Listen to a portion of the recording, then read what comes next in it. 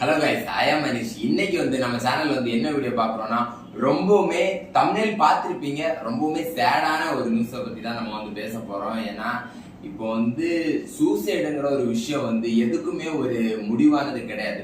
So அதுல இருந்து எப்படி ரிலீவ் ஆகி நம்ம நம்மளோட லைஃபை அடுத்த லெவலுக்கு எடுத்துட்டு போகலாம், அதை பத்தி தென் சூசைடு ஸ்டேஜஸ்ல நீங்க இருந்தீங்கன்னா உங்க மைண்ட் செட்டை ரொம்பவுமே சேஞ்ச் பண்ணிக்கோங்க.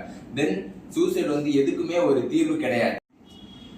சித்ராவோட விஜய் சித்ரா எல்லாருக்குமே தெரியும். தென் சின்ன திரை ஆக்டர். அவங்க தென் பாண்டியன் ஸ்டோர்ஸ்ல முக்கியமான ஒரு ரோல்ல நடிச்சிருக்காங்க. தென் விஜய் மூலமா தென் பயங்கர ஒரு ஃப்ரேமுக்கு போனவங்க.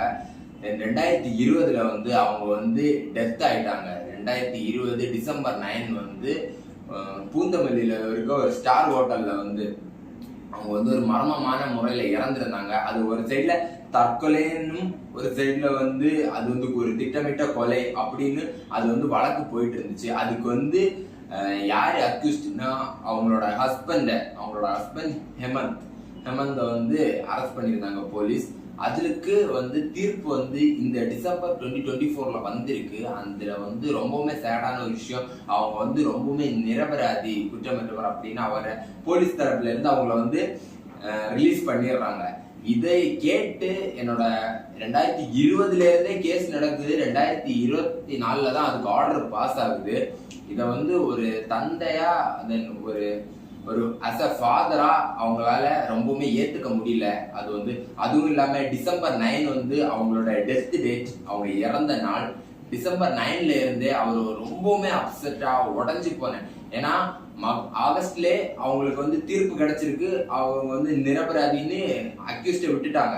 ஆனா அவங்க தான் பண்ணாங்க அப்படின்னு ஸ்ட்ராங் எவிடன்ஸ் இவங்க வச்சிருக்காங்க. அப்படி இருந்தும் கோர்ட்டோட ஆர்டர் தானே ஃபைனலிஸ்ட். அந்த பட்சத்துல அவங்க ரிலீஸ் பண்ணிட்டாங்க. அவங்களோட ஹஸ்பண்ட ரிலீஸ் பண்ணிட்டாங்க. தென் இதுலயுமே அவங்க ரொம்பவுமே மன வருத்தத்துல இருந்தாங்க. ஆனா இப்போ வந்த ஒரு நியூஸ் என்னன்னா, டிசம்பர் 9 அவங்களோட இறந்த நாள். அந்த நாள்ல இருந்து அவர் ரொம்பவுமே மன உளைச்சல்ல, ரொம்பவுமே மனம் வருந்தி அவங்களோட ஃப்ரெண்டு கிட்ட தென் ரிலேட்டிவ்ஸ் கிட்ட எல்லாருக்கிட்டையுமே பேசும்போதும் அவரோட நார்மல் ரொட்டீன்லயும் அவங்க ரொம்பவுமே பாதிக்கப்பட்ட ஒரு இதா இருந்திருக்காங்க. ஸோ அவங்க சொந்த ஒரு பொண்ணோட ஒரு இழப்பை ஈடுகட்ட முடியாத அளவுக்கு அவங்க ரொம்பவுமே யாரோட இரங்கல் அனுதாபங்கள் என்னதான் இருந்தாலுமே இறந்து போனது அவரோட பொண்ணு.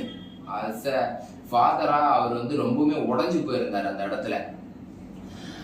அது ரொம்பவுமே தாங்கிக்க முடியாம அவர் தற்கொலை முயற்சி மேற்கொண்டாரு. தென் அதுல சூசைட் அட்டெம்ப்ட் அப்படின்னு தென் இப்போ நியூஸஸ்ல எல்லாம் பதிவாயிருக்கு. அதுதான் இப்போ தமிழ்நாட்டிலே பயங்கர ஒரு சேடான ஒரு கேசஸா போயிட்டு இருக்கு. அதுவும் மகளோட ரூம்லயே சூசைட் பண்ணிக்கிட்டாரு. மகளோட துப்பட்டா தென் அவங்க யூஸ் பண்ற அந்த ஷாலாலே தூக்கு கயிறு போட்டு அவர் இறந்திருக்காரு. இப்போ ரொம்பவுமே கஷ்டத்துல அவங்க ஃபேமிலி இருக்கு. ஏன்னா ஃபேமிலியில 2 பேர் இறந்துருக்காங்க. இன்னொரு மதர் மட்டும்தான் இருக்கு, அம்மா மட்டும்தான் இருப்பாங்க. அவங்க ரொம்ப அலற வீடியோஸ் எல்லாம் நம்ம சோசியல் மீடியாஸ்ல நம்மளால பார்க்க முடிஞ்சிச்சு. இதுல இருந்து இப்போ என்னன்னா, இப்போ ஹாஸ்பிட்டல்ல இருக்கு அவங்க பாடி. ஏன்னா பிரேத பரிசோதனைக்கு அனுப்பியிருக்காங்க ஹாஸ்பிட்டல்ல. தென் போலீஸ் ரிப்போர்ட்ல இருந்து நெக்ஸ்ட் எப்படி வரும் அப்படிங்கிற ஃபுல் டீட்டெயில் நான் உங்களுக்கு அப்டேட் பண்றேன். இதை பத்தி தென் அந்த குடும்பம் அவங்க எடுத்த முடிவு சரியான முடிவா, இல்லை உங்களோட கருத்துக்களே நீங்க சொல்லலாம். தென் நெக்ஸ்ட் இன்னொரு இன்ட்ரெஸ்டிங் டாபிக்கோட உங்களை பார்க்குறேன். பை.